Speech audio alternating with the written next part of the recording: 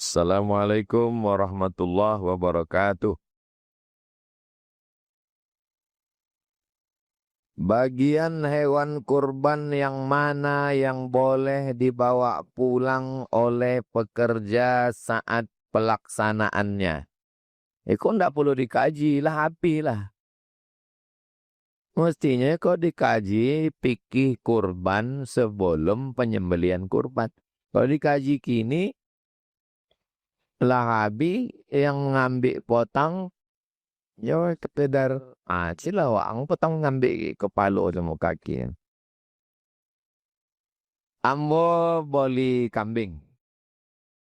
Lalu tanggal 10 Zulhijjah ambo potong. Bismillahi Allahu Akbar.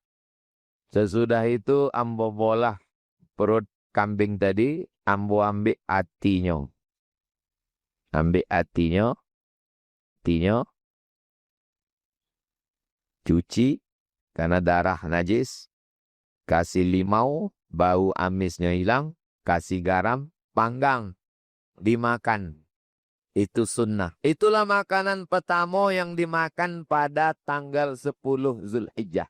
Dalilnya, wa at'imul kulu fakulu minha. Makanlah. Makanlah, disuruh makan. Itu yang dimakan.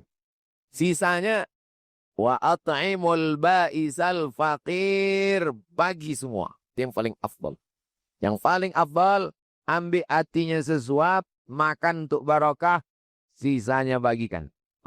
Inilah yang dilaksanakan jamaah Masjid Nurul Huda ini kemarin. Pak Haji, ini kupon. Saya tidak bagi lima. Saya tak mau kupon. Dagingnya aja antarkan ke rumah. Jadi yang paling bagus adalah bagikan semua, jangan diambil. Cara kedua, sepertiga untuk yang berkurban, sepertiga untuk kerabat keluarga, sepertiga untuk fakir miskin. Itu cara ketiga. Cara kedua. Cara ketiga. Cara ketiga ini yang dipakai di Indonesia. Agak unik cara ketiga. Inyo beli kambing, atau bahkan dia tidak membeli kambing. Dia hanya ngasih duit ke panitia. Bapak panitia, saya tak sanggup beli kambing, saya tak sanggup motong kambing, saya hanya sanggup makan kambing. Itu pun kuahnya saja, takut kolesterol. Maka ini saya kasih duit 2,5 juta. Datang panitia melaksanakan. Maka pada akadnya ini mesti akad. Saya serahkan duit ini ke panitia.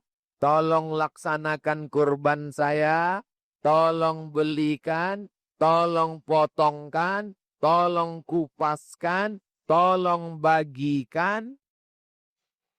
Dan duit ini adalah untuk kurban sekaligus biaya operasional tunai. Maka setelah itu dia hanya dikasih 1 bungkus. Dikasih sebungkus sebagai pekurban, sebungkus sebagai anggota masyarakat. 2 kupon dapat. Maka panitialah yang membagi. Kemarin Ustadz Al-Nob bertanya, siapa yang mau kaki ini? Ustadz Somad mau kaki. Kata Munda, menyipaknya beko. Saya tidak mau kaki. Siapa mau kaki? Bapak mau kaki? Ya bagi. Kenapa Ustadz Al-Nob berani membagi? Karena beliau sudah dapat amanah dari pekurban. Pekurban itu mengasihi ke Ustadz Al-Nob lah yang berhak membagikan. Tapi kalau yang berkurban mengatakan, panitia, saya hanya minta belikan dan potongkan. Adapun masalah membagikan, saya membagi. Maka panitia tidak berhak untuk membagi-bagikan. Maka semuanya balik kepada akad. Ini duitnya sisa Ustadz. Kami balikkan atau tidak? Maka di awal tuh akadnya. Akadnya supaya duitnya tak balik begini. Saya bayarkan 2,7 juta. untuk kurban dan biaya operasional tunai. Karena kalau tak begitu nanti duit yang sisa tuh mesti dibalikkan. Sementara harga sapi beda-beda. Satu sapinya besar, satu sapinya kecil. Balik kan? Kalau tidak, kita makan haram. Jadi balik kepada akad di awal. Jadi tentang masalah pembagian sudah jelas. Tentang masalah kulit. Masalah kulit. Man ba'a jilda udhiyatihi fala udhiyatalah. Siapa yang menjual kulit hewan kurbannya, maka tiada kurbanlah baginya. Tapi kalau digunting-gunting, busuk. Jadi bangkai. Tak ada yang pandai mengolah. Maka boleh dijual kulitnya. Hasilnya dibagikan kepada fakir miskin. Intinya dari kurban itu jangan diambil balik. Karena kita sudah menyerahkannya kepada Allah. Allahumma hadha minka walaka. Ini dari engkau, balik kepada engkau. Jangan diambil balik manfaat lagi. Udah katakan untuk Allah, kulitnya dijual, kepalanya dijual, kakinya dijual, duitnya diambil, dijadikan upah. Itu yang tak betul. Tolong tambah biaya operasional. Tukang sembelih, kasih. Ustadz Al-Nob, ini ada duit tak banyak. Tolong bagikan ke tukang potong sama tukang kulit dan tukang cincang ya. Saya minta tolong ke Ustadz Al-Nob. Saya takut daging ini diambil, kepala ini diambil, kaki diambil, dijadikan sebagai upah. Tak boleh.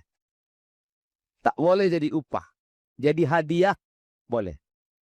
Jadi upah, tak boleh. Apa beda upah sama hadiah? Upah wajib ada. Hadiah, dapat alhamdulillah. Tak dapat, tidak apa-apa. Itu namanya hadiah. Kalau upah, mesti ada. Kalau tak ada, pisau ini naik kata.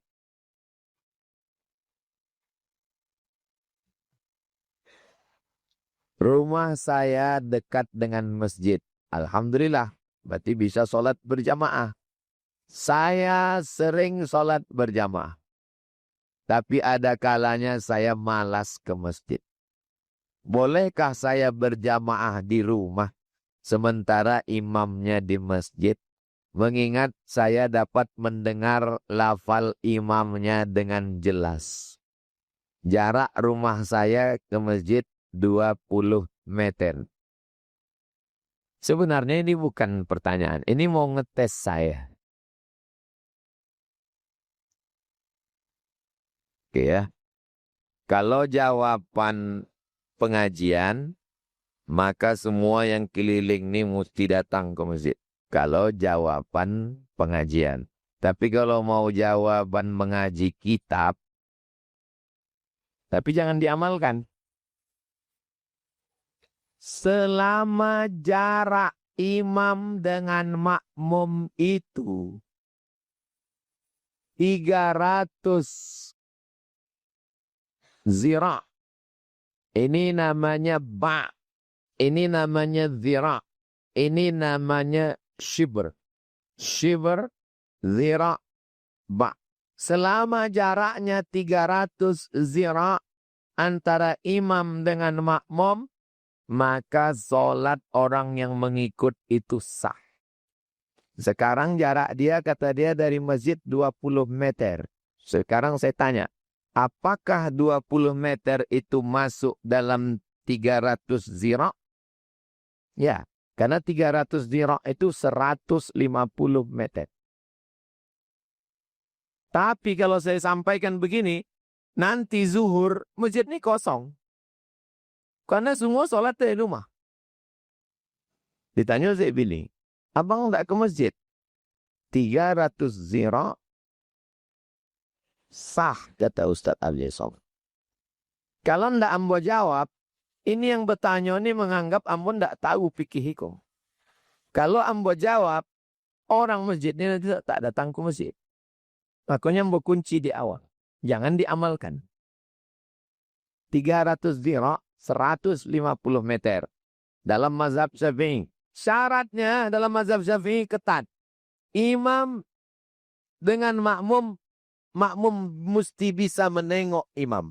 Itu maka masjid-masjid di Pekanbaru, kalau masjidnya 2 lantai, dibuat berlubang di tengah. Kenapa dibuat berlubang? Supaya imam tu sholat bisa ditengok oleh makmum. Jangan sampai Allahu Akbar. Imam ruku, makmum sujud. Sebab dia tak bisa menengok gerakan imam. Makanya kalau masjid itu ada renovasi tambahan ke belakang, dindingnya itu tak boleh tertutup, terbuka. Supaya apa? Supaya makmum bisa menengok imam. Dan posisi imam mesti lebih tinggi. Coba tengok. Lebih tinggi. Selama tingginya tidak boleh lebih 1 zira'. Itu maka masjid-masjid di Pekanbaru, itu posisi imam selalu dibuat lebih tinggi. Tapi tingginya tak boleh 1 zira'. Supaya apa? Supaya makmum di belakang menengok imam. Dan suara imam terdengar sampai ke belakang. Bagaimana supaya suaranya terdengar? Ada penyampai suara. Penyampai suara itu namanya muballigh. Muballigh penyampai suara. Allahu Akbar. Allahu Akbar. Sami Allahu liman hamidah. Rabbana walakal hamd. Allahu Akbar. Sebelum ada mikrofon. Sesudah ada mikrofon, tak ada lagi muballigh. Karena mikrofon penyampai suara. Syaratnya, suara didengar. 2, bisa menengok imam. 3, jaraknya tidak boleh 300 zira'. Kalau diukur sekarang 150 meter. Itu menurut mazhab Syafi'i. Mau mazhab yang lebih mudah lagi? Mazhab Maliki. Mazhab Maliki, asal terdengar suara imam, tidak perlu 300 zira'. Itulah dalil orang-orang yang nanti Bapak Ibu waktu sholat di Masjidil Haram, dia tinggal di Hotel Zamzam Tower. Balik haji putih. Tak pernah ke masjid. Lolok situ makan situ sembahyang situ. Nampak imam budaya itu. Allahu Akbar. Mazhab apa yang dipakainya itu? Mazhab Syafi'i enggak. Dia lewat, dia lantai 20.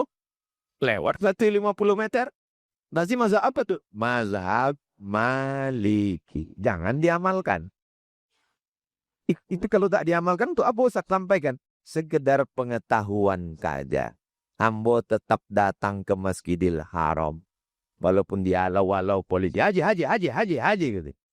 Tetap datang ke masjid. Tapi pertanyaannya sudah menjawab. Jelas. Jangan sembahyang Jumat. Tetaplah sang sedikit.